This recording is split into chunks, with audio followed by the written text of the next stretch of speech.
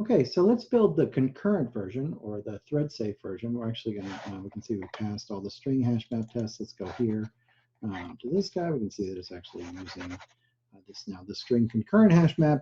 And what do you know, we're going to end up building, we're going to use a concurrent hash map, which is a standard feature in Java. It's going to look a lot like this version, except we're going to use a thread safe map and do it in parallel. So the first thing to say here is that if you look at, there's also a concurrent hash map. Okay, and this is built by Sun. Now Oracle, I'm sure, maintains it at this point. And this is a fantastic data structure. It allows for all the methods in map, like get, put, to be thread safe, so that they do the necessary work. You're going to be learning about isolated and atomics and everything like that to make all their calls thread safe. So this is one piece of the puzzle to make it thread safe. We're going to have to deal with this atomicity race that get and put have here. So we'll talk about that too, but this is going to be just a video that starts on this road. If I run this, right away, if I run the warm-up, you can see we were passing all the string hash map tests before. And so let's watch it press through that again, hopefully, since I haven't changed it. And now I'm sort of passing all the concurrent hash map tests, right? Because this thing obviously is not checking that we've done anything in parallel. So this is not a sufficient test. I will obviously have to fix that in the future, but let's start to press on to do something. So the first thing we could decide here is that, well, what can I parallelize? Well, I could parallelize each of these sequences. That's simple enough.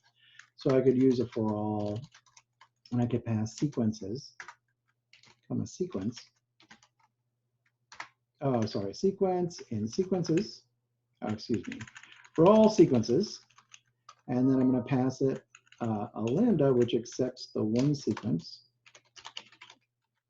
And then I'm going to write something that processes it. How about this lovely code that used to be inside of this sequential for loop? Now I'm just going to do a parallel for loop on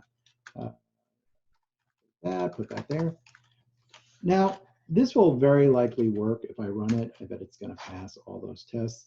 It's taking a long time on this, the Y chromosome. Oh, look at this, how nice. It's actually failing, which is fantastic because this is a data race, okay?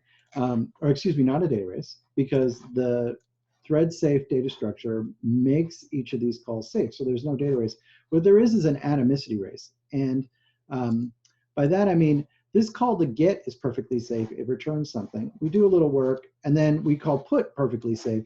But in between here, I want you to imagine two things both found the poly A tail, for example, and both of them read like 13, both of them added 1, and then both of them put 14 in here, right? Guess what isn't 15, right? And so that's how we got this error. I bet all these guys are going to be down by a little bit. They'll all be less by 1 or less by 2. So we're going to talk about in a future video how to use compute so as to get around this problem.